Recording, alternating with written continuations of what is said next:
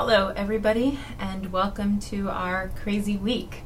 To be quite honest, this is the time of the year where everybody gets extremely busy, and I get a lot of students who start to get very stressed. Faculty are just as stressed. And so some of the things that I'll be doing this week are to sort of do some health checks on Yammer.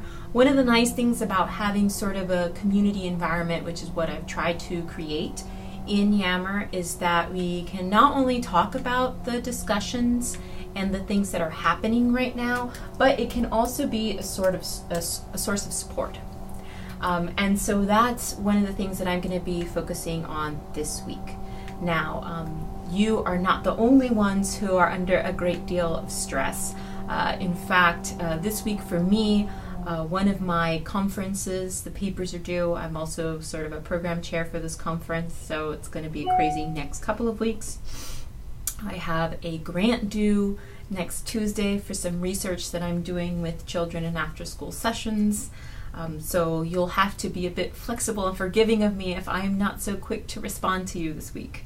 I will be sure to return the favor to all of you, as I've been trying to do all semester. Now, because it's November and we're in sort of the final stretch, one of the things that, as I said, we'll be talking about in Yammer is sort of strategies for coping with everything that you have due, and hopefully we can share some good ideas with each other. Another thing that I wanted to make sure to address is that I recognize that some of you are working with military students and also first responders. And as such, I do make some accommodations because sometimes their schedules are so chaotic or they don't always have access to Wi-Fi. And so they have to turn some things in a little late. And I want you to recognize that I appreciate the effort that these teams do to make these accommodations, and I make sure that it doesn't reflect on the team's grade. However, please do try and make sure that the only deadline that is not really able to be extended is the deadline for the final project if you're working on a paper, because I do have to have them all graded within a certain amount of time and turned in so that you all get your grades in time, especially because there are some of you who might be graduating this semester. I know of at least one person. Okay. Our other reminders. So we are in lesson 11, which means that this week you will be working on your team discussion. I wanted to remind those of you who are using the Create sessions as your final project that there will be extra scrutiny and criteria that are expected of you this week. What I mean by that is that the summaries, I expect those to be, slightly more formal. Those who are doing final projects can get away with less formal summaries. I expect more effort from you. They will be graded a bit more critically. Also, for those of you who are doing the Create project, keep in mind that the reading questions activity will also be looked at for the content and the individual contributions, far more than for those who are doing the final project. Those who are doing the final project paper, I just look to see that they've done it and that there's some connection to the readings, whereas those of you who are doing the final project, I expect a great deal more preparation. Now, I recognize that for those of you who are doing the Create project, you're still trying to understand what this extra scrutiny and these extra grading criteria are. They're also not well flushed out in the syllabus because this is something that I just gave you as an opportunity as it presented itself. So, to make up for that, do keep in mind that I may grade a bit harshly this discussion session for you. The reason being that I want to give you feedback. However, do not stress, because I want you to take the feedback and the grades that I give you on these items for this discussion session and use it as a means of improving for the final discussion session. What this means is that I will weight your final discussion session over and beyond sessions 1 and 2. If let's say that you did terribly on the summaries and got 60% on the summaries. It won't matter if you take that feedback from this time around and do a far better job on your last discussion session. I will use the grades for your last discussion session. So the point of giving you sort of critical feedback this time around is not to give you a grade that's going to last throughout the entire semester, but to give you a better understanding of what I expect from the final session. So, to repeat, even if you get a poor grade this time around, if you are doing the Create project as your final project, I will replace your third session score, I'll replace your second session scores, the ones for this week, with your third session scores if you improve. If you don't improve, then I will do sort of an average of the two. I'll try and give you as much leeway as I can. I will also factor into account your final reflection. If you don't end up doing well on the discussion sessions, then you need to do a really good job with that final reflection, because I will use that as a means of getting your scores up too. So as you will see, what I try to do with this class is model the type of formative assessment and scaffolding that you read in a lot of the readings. And so that will be my job. For those of you who are doing the final project, you don't got to worry about all this stuff. You just need to make sure that you're aware of the discussion and that there's evidence that you all came prepared for the reading, and that you spend some time really showing evidence of looking at the reflective criteria and trying to understand how you can improve. That's also expected for those doing the project, of course, but that's all I will look at for you. Please note that there is a point at which during the semester I give you the opportunity to give me a draft for your final paper.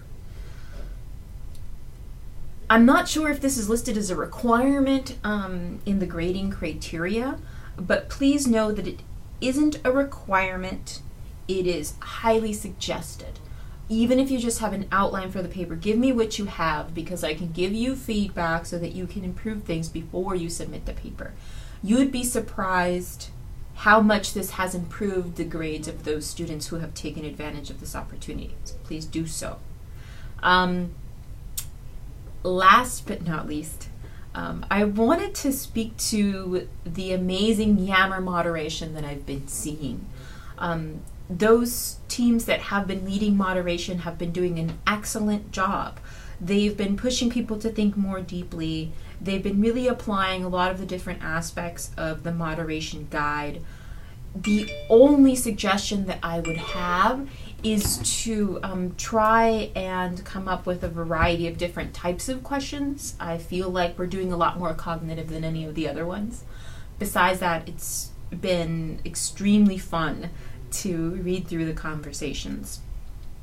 I particularly enjoyed the conversation where you were talking about scaffolding, and many of you were aware in the ways that I've tried to use some of the technology in this course to orchestrate and scaffold and sort of apply some of the things in the readings, like fading, particularly for yammer.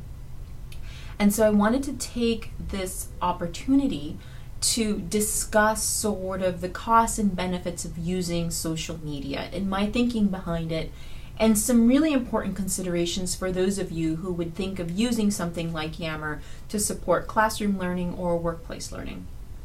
So first of all, the costs, as many of you have noticed. It is, to do it well, in my opinion, there's a great deal of upfront work from the administrator, and I'm the administrator for the group because I set it up and I created sort of the template of rules for our community. I created a Yammer moderation guide, which sort of sets up our community ethos or values that I would like to see implemented in the community. The first 4 weeks are a great deal of work because I'm extremely invested in modeling behaviors. I have to pay attention to how I'm leading the discussion. I'm very much involved in every single post, and I'm giving feedback. And I'm really trying to, practice what I preach in terms of what I expect other people to do. So those of you who have moderated for 1 week, I did that for 2 classes, which is just crazy for the first month. However, it pays off with certain benefits. So because of the way that I set it up, by distributing responsibility over the environment, the goal is that towards the middle and end of the class, the students are holding each other accountable, and the students learn how to run the environment. What that does is distribute sort of responsibility for managing the environment so that it doesn't all fall on me. And so towards the end of the semester, the amount of work required for me to manage and maintain a high quality environment goes down, because all of you are taking responsibility for doing that. And so what I do at this point is I just get to enjoy the conversations.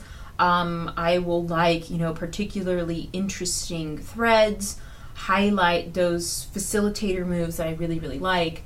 But besides that, as many of you notice, I do try and sort of fade my effort in this area. That gives me the space to shift my effort to supporting final projects. And so, I check in with those people who are doing papers. I'm in communication with a lot of teams who are having a lot of questions about papers. I can have Skype meetings. I've had some with some teams that need particular help or assistance. I am also now shifting my time to heavily examining the interactions of those who are doing the Create projects. So it's not as though my effort is less than, it's just in different areas now, because we've managed to create a pretty good system on Yammer, and so I shift my attention to other areas where you might need support. So that is something that I would recommend if you're doing this type of a system. But mind you, notice that it works because I continue the conversation with you. I make sure that all of you are aware of my thinking and rationale and how I'm approaching the class. It's an ongoing conversation. I'm sharing my thinking. I'm making it visible. And so I think that helps because students have an understanding of where my attention is and what I'm doing when they're not seeing me in Yammer, and also understand their responsibility to the community as well. So I highly recommend doing that to the extent that you can keep the communication lines open with your students, and remember that they are, real people with real jobs and responsibilities, and so am I. And so we give each other some flexibility, but we also hold each other accountable. And that I find works really well. And there's a lot of ways in which you can use technology to help with that. And so hopefully you're seeing some ways in which I've used technology to orchestrate the ways in which we use social media and social technologies, and also to provide you with some reflections to, pay attention to things. And that's the Yammer reflections. So that's pretty much all I have for this week. If you have any questions about the Create activities, please let me know. Also, I'll be doing grading today, so if there's any people who have done some late assignments or have updated other assignments, please send me an email. All right, wishing you all well, hoping that you are all managing the stress from this semester, 1 month and some days left. All right, take good care. Bye.